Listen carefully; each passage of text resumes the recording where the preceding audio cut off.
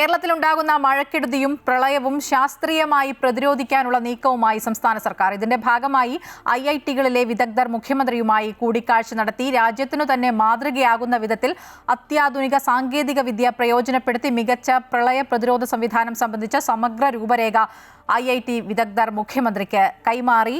രജിത്തുണ്ട് കൂടുതൽ വിവരങ്ങളുമായി.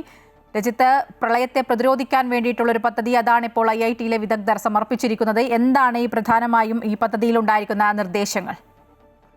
ഐഐടി പാലക്കാട്, കോട്ടയം, റൂർക്കി ഇവിടങ്ങളിലെ വിദഗ്ധരാണ് ഇത് സംബന്ധിച്ച ഒരു റിപ്പോർട്ട് മുഖ്യമന്ത്രിക്ക് മുന്നിൽ അവതരിപ്പിച്ചിരിക്കുന്നത്.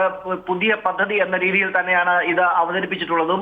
പ്രധാനമായും സംസ്ഥാനത്തുണ്ടാകുന്ന തീവ്രമായ മഴ, അതുപോലെ തന്നെ വെള്ളക്കെട്ട്, നദീതീരങ്ങളിലെ പ്രളയം, ഉരുൾപൊട്ടൽ, മണ്ണിടിച്ചിൽ തുടങ്ങി പ്രകൃതി ദുരന്തങ്ങൾ എങ്ങനെ നേരിടാൻ കഴിയും എന്നത് സംബന്ധിച്ചുള്ള ഒരു വിദഗ്ധരുടെ ഇതിനു വേണ്ടിയിട്ടുള്ള ഒരു മുന്നൊരുക്കം അത് എന്തായിരിക്കണം എന്നത് സംബന്ധിച്ചാണ് ഈ റിപ്പോർട്ട് സമർപ്പിച്ചിരിക്കുന്നത്. ആർട്ടിഫിഷ്യൽ ഇന്റലിജൻസും അതുപോലെ തന്നെ മെഷീൻ ലേണിംഗ്, റിമോട്ട് സെൻസറിംഗ് തുടങ്ങി അത്യാധുനിക സൗകര്യങ്ങൾ ഉപയോഗിച്ചുകൊണ്ട് കൃത്യതയാർന്ന മഴ പ്രവചന സംവിധാനങ്ങൾ പ്രയോജനപ്പെടുത്തി ഈ പദ്ധതി ഇവയെ നേരത്തെ തിരിച്ചറിയുക എന്നതാണ് ഏറ്റവും പ്രധാനപ്പെട്ട കാര്യം.